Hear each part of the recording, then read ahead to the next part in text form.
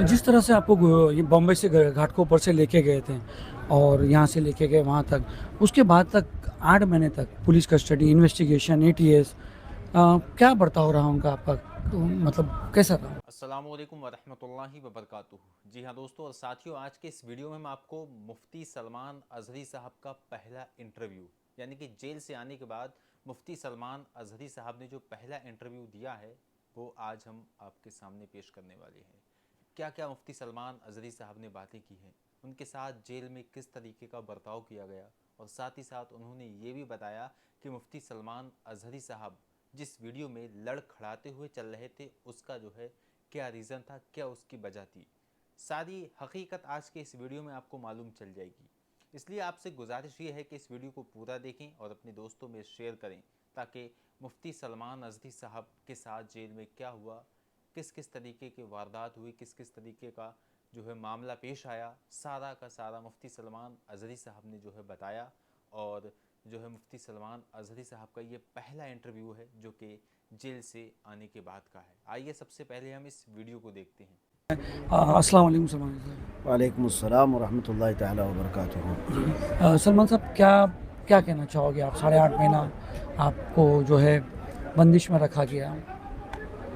अल्हम्दुलिल्लाह मुझे इस बात का इत्मीनान है कि हमने ना कभी कोई गलत किया था और न ही गलत बोला था। आज भी हम उस बात पर कायम हैं। 8.5 महीने की कैद क्या, 8.5 साल की कैद के बाद भी यही बात रहेगी कि जो हक़ बात है वो हम अलल ऐलान करेंगे। हमने कोई गलत नहीं कहा और ये हमारे मुतालिक सबसे बेहतरीन जो इंसाफ आया है वो सुप्रीम कोर्ट का है। वो आपने भी देखा होगा और सब वायरल है। और सुप्रीम कोर्ट ने जो फ़ैसला दिया है वो हम सब के सम्मान के लिए काफ़ी है, सारी कम्युनिटी के लिए भी। और इस तरह की तमाम जो हरकतें करते हैं, छोटी सी चीज़ को बड़ा बना करके पेश करते हैं, उन सब के लिए भी सुप्रीम का ऑर्डर, मैं उसका बहुत सम्मान करता हूँ। ख़ास तौर पर ये उन्होंने कहा है कि हमने कोई हेट स्पीच नहीं की है। और हकीकत बात है, मैं पहले भी कहता रहा, मैं किसी कौम को या किसी पर्सनल शख्स को टारगेट करके कभी नहीं कहा। मैंने किसी को टारगेट करके कभी नहीं कहा। ये और बात है कि डाइवर्ट करके कुछ लोगों ने इसको इस तरह पेश किया था, लेकिन देर से ही हमारे हक़ में फ़ैसला आया है, हम उसका आधार करते हैं। अच्छा, जब एक वीडियो आया था जहाँ पर आप बराबर नहीं चल पा रहे थे, तो आपके जो फॉलोअर्स थे बहुत चिंता में थे कि यार हज़रत को क्या हो गया, कहीं किसी ने बदतमीज़ी की या क्या की। तो उस वीडियो के बारे में और आपके साथ जो है गुजरात एटीएस या वहाँ के लोगों ने कैसा बर्ताव किया, लोग जानना चाहते हैं। उसी वक्त मुझे भी ये ख़बर पहुंची थी कि इस तरह की बातें बाहर वायरल हो रही हैं। ऐसी कोई बात नहीं थी। मुसलसल मैं सफ़र में था और आप देख रहे हैं एक केस के बाद दूसरा, दूसरे के बाद तीसरा, इन्होंने सांस तक लेने नहीं दिया। एक जगह एफआईआर किया, यहाँ बेल हुई, दूसरी जगह किया, वहाँ बेल हुई, तीसरी जगह किया। तो मैं मुसलसल सफ़र में था और वो जिस वक्त की वीडियो वायरल थी वो करीब मैं तकरीबन 9 घंटा बैठ करके सफ़र करके रात 3 बजे पहुंचा। सख्त ठंडियों के दिन थे और रात भर सोया नहीं सुबह तक। और फिर इन्वेस्टिगेशन भी हुई। उसके बाद कोर्ट में जब हाजिर किए सुबह 10-11 बजे, मुझे मेरे बैक पेन का मसला है और आज से नहीं 4-5 साल से मुसलसल सफ़र की वजह से मेरे पीठ में, कमर में दर्द है और वो ठंडियों में बढ़ जाता है, जिसकी वजह से वहाँ पर भी ये दर्द शिद्दत का हो गया था। जबकि पुलिस वालों ने मुझे हॉस्पिटल भी दिखाया और उसके बाद कोर्ट में पेशी की और उसके बाद ये दर्द जो है काफ़ी दिनों तक रहा और अभी भी थोड़ा बहुत रहता है। तो वो मेरे अपने दर्द की वजह से हो सकता है उस वक्त मेरे चलने में फ़र्क महसूस किया हो, वरना बदतमीज़ी इस तरह की कहीं नहीं हुई है। तो जिस तरह से आपको ये बॉम्बे से घाटकोपर से लेके गए थे और यहाँ से लेके गए वहाँ तक, उसके बाद तक 8 महीने तक पुलिस कस्टडी, इन्वेस्टिगेशन, एटीएस, क्या बर्ताव रहा उनका आपका, तो मतलब कैसा रहा? अभी सलीम भाई, आप एक ही महफिल में सारी चीज़ें लेना चाहते हैं, थोड़ा और वक्त दीजिए। इब्तिदाई इश्क लोग बहुत जानने को, आपके अभी फॉलोअर इब्तिदाई इश्क वो है। हमको नहीं छोड़ते कि भाई तुम क्यों नहीं बात कर रहे, तुम क्यों नहीं जाते, ये सब। इंशाअल्लाह अज़ीज़ इसके सिलसिले में मैं तफसीलन आऊँगा, आपको भी बुलाएंगे, बताएंगे और सारी दास्तान भी सुनाएंगे। मैंने एक कलाम भी लिखा है, वो भी आपको सुना देंगे। इंतज़ार रहेगा इंशाअल्लाह।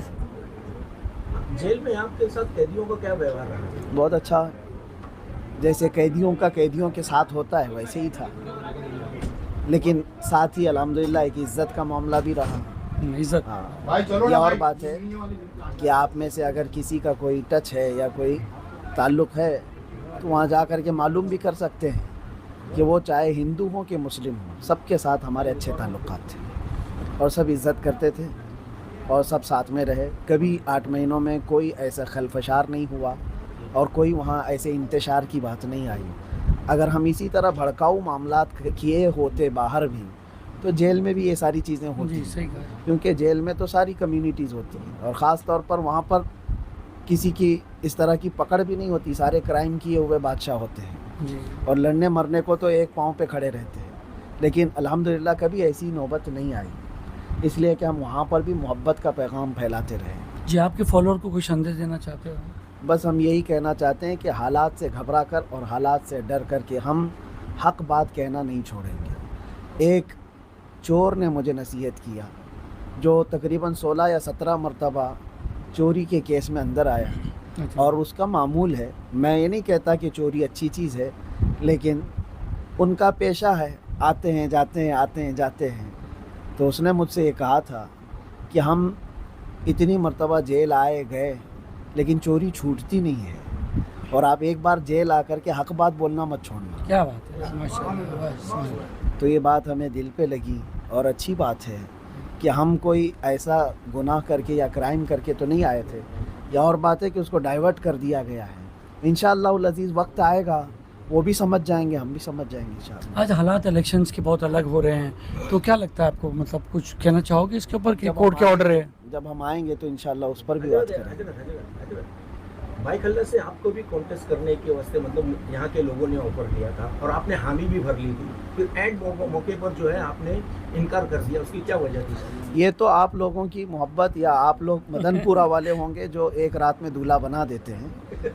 हमने इस तरह से कोई बात अपनी तरफ से नहीं पेश की थी। हम सफ़र में थे केरला में, मुझे इस बात की वो नहीं है। एक बात यहाँ पर चली थी, एक बार 2 दिन से यहाँ पे चल रही है। कि क्या नाम है, हजारी साहब जो है वो तैयार हो गए हैं, बोले बस आ रहे हैं, उनका पेपर आ गया है, व्हाट्सएप पे आ गया है, सारा डॉक्यूमेंट आ गया है, यहाँ पर फॉर्म भी भरने की पूरी अल्लाह तैयारी हो तबारक गई व थी। तआला ने हमारे साथ ये मोहम्मद शाकिर अंसारी है, इन्होंने भी मतलब ना बहुत भाग दौड़ की थी। तो फिर एंड मोमेंट में ऐसा हुआ कि हजरत नहीं आ रहे हैं, नहीं लड़ेंगे इलेक्शन। नहीं, असल मसला ये है कि मदनपुरा वाले आप लोग ये चाहते हैं कि आपकी कुर्सी पर बैठें और पूरा हिंदुस्तान भी चाहता है कि मैं उनके लिए भी कुछ बेशक। काम करूं। बेशक। तो एक मखसूस कुर्सी के लिए नहीं, अल्लाह तबारक व तआला ने जो कुर्सी दी है वो बहुत बड़ी है। जी, बहुत बहुत शुक्रिया। जी हाँ दोस्तों और साथियों, तो मुफ्ती सलमान अज़हरी साहब का ये जो इंटरव्यू है, ये जेल से आने के बाद पहला इंटरव्यू है और मुफ्ती साहब ने जो अहम बातें हैं वो इस इंटरव्यू में क्लियर कर दी हैं और आगे मुफ्ती साहब बोल रहे हैं आने वाले वक्त में हम एक एक चीज़ क्लियर करेंगे, एक एक चीज़ बताएंगे, क्योंकि अभी मुफ्ती सलमान अज़हरी साहब ने कुछ अहम बातें ही बताई हैं जो आपके साथ जेल में हुआ है। जी हाँ, ये वीडियो जितना ज़्यादा हो सके आप लोग शेयर कीजिएगा। मिलते हैं इंशाल्लाह नेक्स्ट वीडियो में। अस्सलामु अलैकुम व रहमतुल्लाह। अल्लाह हाफिज़।